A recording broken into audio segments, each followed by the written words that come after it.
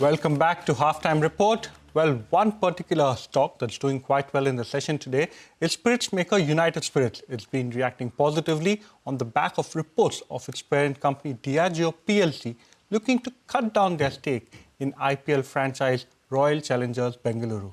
In our special offering, Value Plus, Mangalam tells us about this particular development as well as about other listed companies that own IPL franchises. Well, you know, as a franchise, IPL has actually been a seriously big wealth creator for all those individual teams and the franchise at large as well. The fastest growing sports franchise in the world now in terms of broadcast rights, second only to the US-based NFL.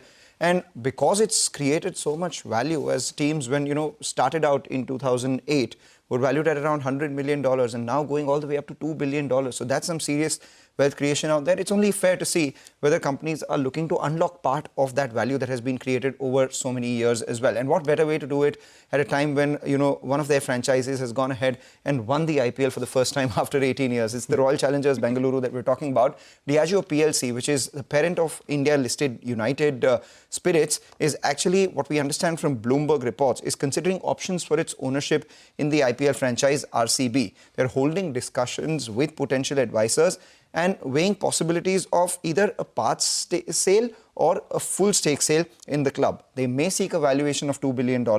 They're saying that no decision is final and they may eventually decide even against selling the team, but no harm in testing the waters at a time when, everything is at the peak. A spokesperson declined to comment for Diageo, and that's a Bloomberg story. We ourselves individually reached out to United Spirits as well, and they said this is market speculation and they do not want to comment on that. It made me think a little about what are the other listed companies which have their IPL teams. Right. As of now, we have conglomerates which own the IPL teams, but from a listed company standpoint, there are just three which stand out. United Spirits holds a 100% stake in Royal Challengers Bengaluru. You have Sun TV, which holds a 100% stake in Sunrisers Hyderabad. And you have RPSG Ventures, which holds 51% stake in Lucknow Super Giants. The other 49% is held by Sanjeev Goenka and family in personal capacity. You would ask what happened to India Cements. Way back, they demerged CSK from it itself, and India Cements now is owned by the Birla Group itself. Mumbai Indians, no part of Reliance listed group has any stake in Mumbai Indians. So listed companies, only three of them, United Spirits, Sun TV and RPSG Ventures. Now, for one, even if you do go ahead and believe that, $2 billion worth value is unlocked in United Spirits, for a market cap of 1.15 lakh crore, it accounts for just about 15% of their overall SOTP, if you must. Right. For Sun TV, that's an interesting prospect out there. Why is that? Because even if you ascribe a valuation of $1.5 billion, not as big as RCB, but maybe, $1.5 billion, their market cap is close to 25,000 crores. So 50% of their current market cap is can be accounted for as the IPL business.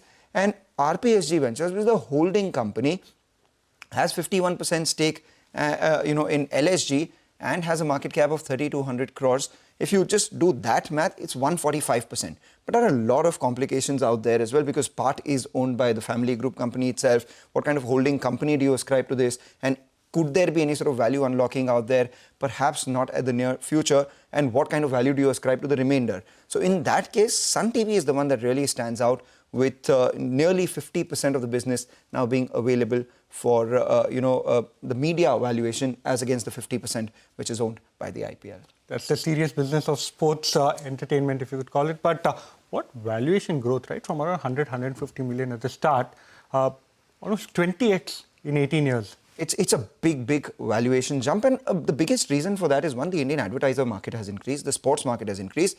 Three things have happened in the meanwhile. While the middle class has increased, the sports market has increased, and the advertiser pie has increased, digital has become an important part. In 2008, we didn't have as many digital viewers. The smartphone penetration has made as many digital viewers of this product as there are television viewers. So it's really doubled the game for everyone out there. But these are conversations that we can keep having without any, paucity of time. But let's talk about another stock.